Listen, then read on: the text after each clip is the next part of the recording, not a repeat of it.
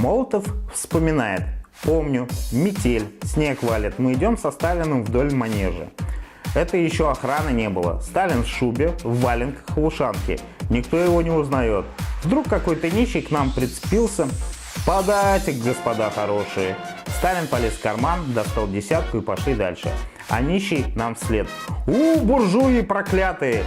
Сталин потом смеялся: вот и пойми наш народ, мало дашь — плохо, много дашь — тоже плохо.